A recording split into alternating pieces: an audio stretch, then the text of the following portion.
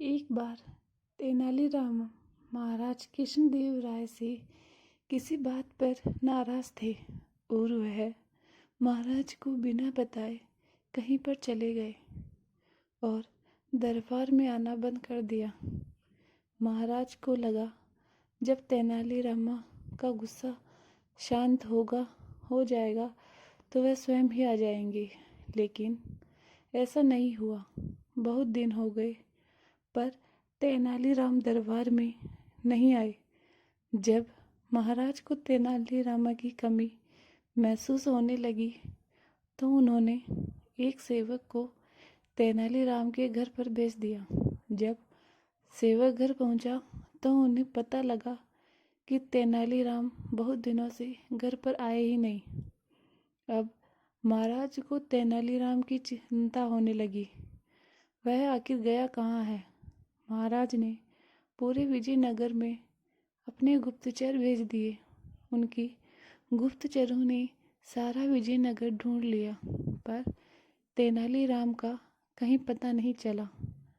अब महाराज ने सोचा कि क्यों न सभी गांवों में ये सूचना फैला दी जाए कि महाराज अपने राजकीय कुएं का विवाह कर रहे हैं। इसलिए गांवों के मुखियाओं को ये आदेश दिया जाता है कि वो अपने अपने गांवों के कुएं को लेकर विजयनगर पहुंच जाए। जो मुखिया महाराज के आदेश का उल्लंघन करेगा उसे मृत्युदंड दिया जाएगा। महाराज को पता था कि तेनालीराम जिस भी जगह होगा वह उस गांव के मुखिया की मदद जरूर करेगा और इसी तरह हम तेनालीराम को भी ढूंढ लेंगे। उधर महाराज की घोषणा सुनते ही तेनालीराम भी समझ गया कि ये सब उसे ढूंढने के लिए किया गया है। पर सभी गांवों के मुखिया ये घोषणा सुनकर बहुत हैरान और परेशान हो गए थे। वे सब सोच रहे थे कि आखिर महाराज को हो क्या गया है, भला कुआं भी कहीं उठकर जाता है। तेनालीराम जिस गांव में रहता था उस गांव का मुखिया भी काफ़ी परेशान था। तभी तेनालीराम उसके घर पहुंच गया और बोला कि आपका बहुत बहुत धन्यवाद जो आपने मुझे अपने गांव में रुकने की जगह दी। मैं आपका ये कर्ज जरूर चुकाऊंगा। मुखिया बोला, कैसे चुकाओगे तुम मेरा कर्ज? तभी तेनालीराम ने कहा कि आप आसपास के सभी गांवों के मुखियाओं को एकत्रित कर लीजिए और मैं जैसा कहता हूँ आप वैसा ही करना। इस तरीके से मैं आपको महाराज की घोषणा का हल बता दूंगा। तेनालीराम के कहने पर उसने सभी गांव के मुखियाओं को एकत्रित कर लिया और विजयनगर के बाहर जाकर डेरा लगा लिया। तब तेनालीराम ने एक मुखिया को अपने पास बुलाया और कहा, अब तुम महाराज के पास जाकर बोलना कि महाराज आपके राजकीय कुएं विवाह में सम्मिलित होने के लिए बाहर रुके हुए हैं। आप कुएं को आगवानी के लिए भेज दीजिए।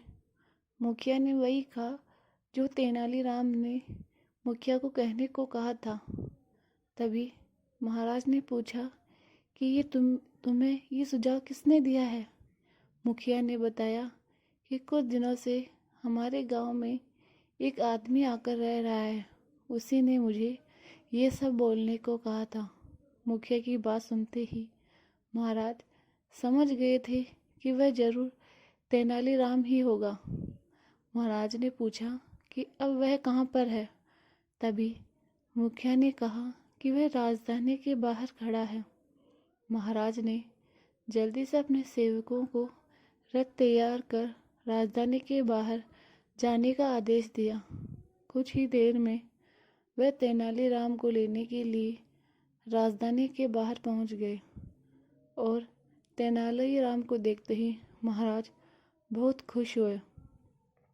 महाराज तेनालीराम को लेकर बड़े धूमधाम से दरबार में लेकर आए और बाकी उन सभी मुखियाओं को पुरस्कार देकर विदा किया और उन्होंने वापस तेनालीराम से क्षमा मांगी उनकी कही बातों के लिए, और तेनालीराम वापस महल में आने की, दरबार में आने के लिए राज़ी हो गए।